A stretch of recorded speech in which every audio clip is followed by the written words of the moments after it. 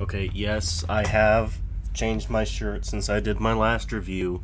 It's been like a week or so though, so I've worn shirts in between. I mean, yes, I just released the Total Wife review like yesterday or today, whichever time I get this out. I don't know when. I've worn this shirt before in the last review. Don't go thinking I'm some smelly, sweaty, stinky hobo, because at times I am. But this time is not one of those times. I'm just wearing the same Infant Annihilator shirt that I always wear. Fuck, I ratted myself out there. I don't always wear it. The review is important. The shirt is not. The glasses, they're not important. Ow! I wasn't used to the light there. Review. Album. I hope you enjoy. Code Pandorum, Videodrome, LP. Lots of people today will say that dubstep is dead, and that it was the worst thing ever for any music genre ever. But Code Pandorum and people who are in that sphere of this dubstep genre just continually prove that to be untrue. And while I could go on about how brostep is the one thing people hated, and that doesn't encompass all of dubstep as a genre, and there are many subgenres to dubstep that take into account different genres, different influences, different sounds, while I could go on and on about that, and that there exists plenty of good artists, and plenty of good songs, plenty of variations in the sound, and that the genre has progressed far more ever since Excision and Skrillex were the biggest things on YouTube. There's a stigma around dubstep to where if you like it in the modern day, you are either a Minecraft YouTuber, a child, a combination of both, or you're stuck in the past. I don't get it either. And there's this predisposition among music critics about dubstep where they just think that it's just bad, like automatically because it's dubstep, and therefore they don't review releases by dubstep artists. Because of people like Code Pandorum, like I said before, they are missing out. And that's where this LP comes in. Code Pandorum is widely regarded in the Deathstep scene despite not labeling himself Deathstep. I'll put the description of Deathstep up above if you really want to know what it is and if you want to pause this video, so go ahead, pause it. Now unpause it. Anyways, Code Pandorum is one of those artists that is widely regarded as one of the kings, if not one of the gods, of the genre that Bratkilla gave a name to on his release titled, well, Deathstep. His unique style has influenced and inspired many others as well, and likewise he has taken cues from some of his collaborators and artists that he likes. This is evident in the diversity of his production styles throughout the years that he's been making these heavy electronic music tracks generally referred to as dubstep. From loud bassy kicks and metallic high-pitched snares to trap music kicks, snares, and hi-hats, heavy clipping distortion to more toned down, cool bass.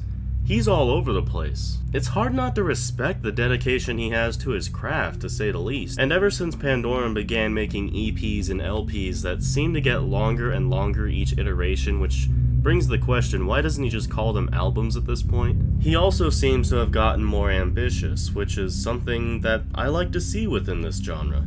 Now, plenty of fans, especially dubstep fans, want their preferred artists to remain the same stylistically, but dubstep, in addition to other genres like throughout history, has changed, again, ever since the days of Excision and Skrillex. And Pandorum, in some respects, has been at the forefront of that change. Now, although this has been so far a worship fest of one of the most notable artists of the genre right now, I still do have reservations. For one, no matter what you tell me or give me examples of, I believe that dubstep simply is just not compatible with the typical album format that you see in pop music, metal music, rock music, hip-hop, you name it. And that includes EPs and LPs. I just don't think that the majority of dubstep music is really compatible beyond singles material. Because inherently, you're not necessarily following just one person in the dubstep sphere.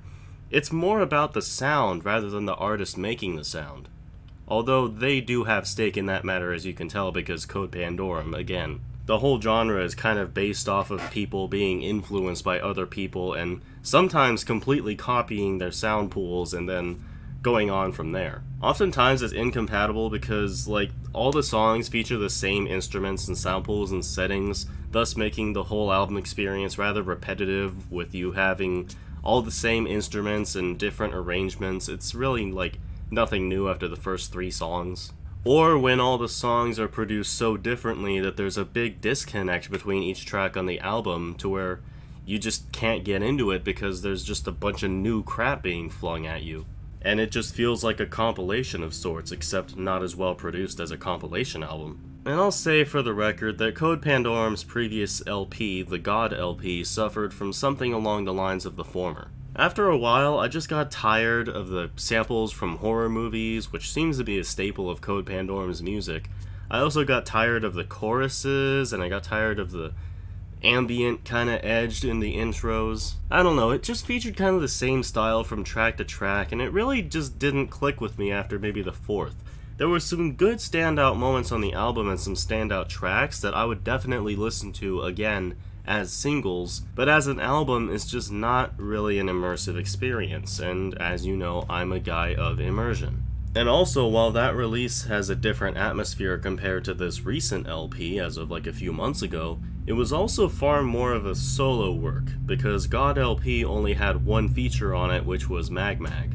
And before you comment, I know that Lovecraftian Horrors exists, and I will bring that up for later in this video, but for now, I'm treating God LP as his recent release for reasons. There were some good moments, like I said, on the God LP, but I still felt like Code Pandorum was kind of reaching for the stars a bit for the album format. He still showed talent, and he still showed that he can pull off these staples of his character and his music very, very well. Videodrome, on the other hand, he seems to somewhat ditch that on this album and replaces it with something that I'm honestly surprised that Code Pandorum has even gone so far to touch. I mean, this has been kind of touched on by other artists, but for Code Pandorum? No way. And that genre...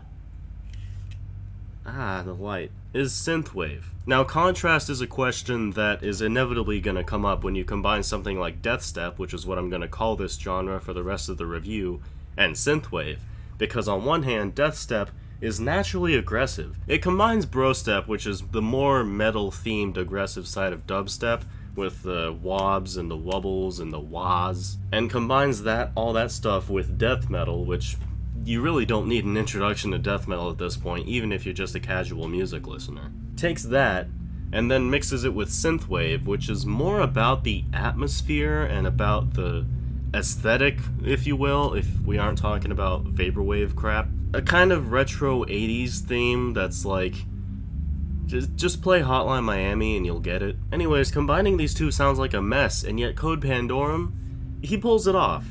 And he pulls it off pretty well. And it actually results in an album that I would listen to fully without skipping around some of the songs. It is actually working in an album format. Thank Raptor. I suppose part of that is because Videodrome has 7 songs out of the 17 on this album that are feature songs, where there's actual other producers on them. And all those songs are spaced out pretty well, at least in the first half of the album.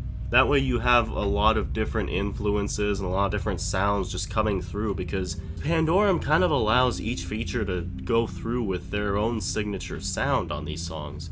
Now, this doesn't make the album inconsistent in any way between them, because like I said, it's still a Code Pandorum album, and it still has a theme to follow, but it really freshens up the formula. And as God LP showed, when you only have yourself to work with and maybe one other person for one song, similarities will pop up, and it won't really be that entertaining, no matter how good you are. At least not in something as, like, aggression-focused as Deathstep. Now, this is as consistent as God LP was, but like I said before, Videodrome just has more things going on, and therefore, I'm not sliding into boredom any quicker because of it. There's variation to the songs sonically, and BPM changes are abundant in between the songs, so naturally, it's got what it needs to be an engaging album. But yeah, there still are a few tracks where it does feel copy-paste and the arrangements just simply feel changed for the sake of being changed because you need to pad out the album. Also, Mag Mag's feature on this LP, kinda cheesy, but you know what? The album kinda did need some cheese at that point. He tries to pull Messinian, where he's just rapping over a dubstep beat, and I guess that in the context of dubstep, it is cheese, like provolone level. I actually just had some cheese earlier. It was alright. It wasn't provolone, it was like... Anyways, although I do like the new direction Pandorum brought to this album, as well as the slew of features, at least in the first half, it's pretty bloated. And this is where I go into depth about what I didn't like about the album. When I say it's pretty bloated, I do mean it. 17 songs is a lot. You could actually cut out the last 7 songs and you would have a really good album, but having those last 7 songs kind of dilutes the album and makes it way more padded out and big than it really needed to be. And plus, those last 7 songs are really just what you heard before, again. And that's not to downplay the efforts of anybody involved, because again, there are little tidbits of interesting moments on those last 7, but you know what? You could have just taken them out, or just put them on like a separate disc or as bonus tracks or something. Because as it stands, the first 10 tracks are really all you need in order to get the full experience of the album, and the rest is just, I've heard this before, I haven't heard the specifics of like the production or where the arrangement is or anything, but I have heard this before. I'm not saying I dislike it because it's padded out, I'm just saying that too much of a good thing is still too much of a good thing in this case. Imagine you have like a cake, you're expected to eat all of the cake right there in that sitting. You're gonna get sick of cake after a while. And remember how I mentioned Lovecraftian Horrors very briefly? Yeah, this is where it comes back in, because Lovecraftian Horrors had 28 tracks on it. No. Bad. Bad! That's not gonna make me forgive this album, though, because it has less than that.